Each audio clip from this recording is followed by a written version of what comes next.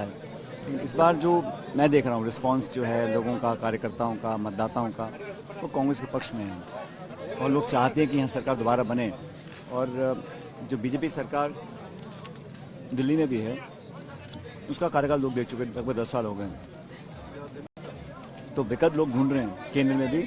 और मुझे लगता है कि इस बार न सिर्फ राजस्थान में लेकिन मध्य प्रदेश में, छत्तीसगढ़ में, तेलंगाना में हर जगह कांग्रेस पार्टी का शासन बनने जा रहा है। लेकिन वहाँ तो क्या है, लोग सच में बदलाव चाहते हैं और कांग्रेस के प्रति लोगों का जो रुझाव है शहर के और ग्रामीण सब जगह।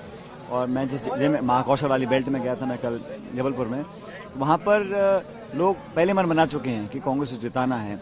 अब देखना है कि हमें कितना बहुमत मिलता है, लेकिन मुझे पूरा विश्वास है कि मध्य प्रदेश में बहुत लंबा कार्यकाल भाजपा का हो गया। लोग बदलाव चाहते हैं और हमारी जो पॉलिसीज हैं, जो गारंटीज हैं, उसको लोग पसंद कर रहे हैं। सर लेकिन कानून व्यवस्था और जो महिलाओं के मामले हैं बहुत ज्यादा। देखिए, राजस्थान में हम लोगों ने FIR रजिस्ट्रेशन कंपलसरी कर दिया है। मतलब हम छुपा नहीं रहे हैं किसी बात को। अगर कुछ दुर्घटना होती है या शोषण कहीं होता है, महिलाओं से अत्याचार होता है, तो उस पर तुरंत एक्शन हम लोग ले रहे हैं। अब बाकी आप मध्य प्रदेश को, उत्तर प्रदेश को तुलना करेंगे तो राज्यों में स्थिति स्टेट गवर्नमेंट का होता है रिस्पॉन्सिबिलिटी लॉ एंड ऑर्डर की। लेकिन राजस्थान में जहां जहां ऐसा हुआ है तुरंत कार्रवाई हम लोगों ने करी है। कई जगहों पे लोग छुपाते हैं आंकड़े कम दिखाने के लिए, FIR रजिस्टर नहीं होती हैं, पुलिस मामले को दबा देती है। यूपी में कई बार हमने देखा है। लेकिन राजस्थान में सच्चाई सामने आ रही है और लगातार हम कोशिश कर रहे हैं कि इस पर अंकुश कैसे लगाया जा सकता है। पूरे प्रदेश के अब फोटो का साइज छोटा है बड़ा है ये बहुत महत्वपूर्ण नहीं है।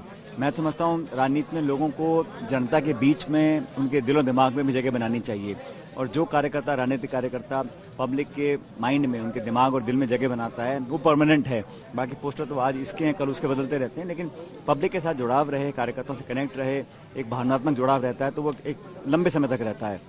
बाकी पार्टी एकजुटता से चुनाव लड़ रही है, कोई कितनी कोशिश कर ले, लेकिन कांग्रेस पार्टी में किसी के साथ कोई मनभेद नहीं है। हम सब मिलकर चुनाव लड़ रहे हैं, जीतेंगे। देखो, मुझे तो खड़गे साहब ने, राहुल जी ने कहा 5-6 महीने पहले कि जो कुछ भी हुआ, जैसे पिछले साल जो हमारी CLP की मीटिंग नहीं हो पाई थी, बगावत इतने से हो गई थी, फिर पार्टी ने कुछ एक्शन भी लिया उसके ऊपर, मुझे कहा कि उसको माफ करो, भूलो और आगे बढ़ो। तो मैं उस दिशा में काम कर रहा हूं, क्योंकि आज देश की जरूरत है कि कांग्रेस पार्टी कैसे मजबूत हो।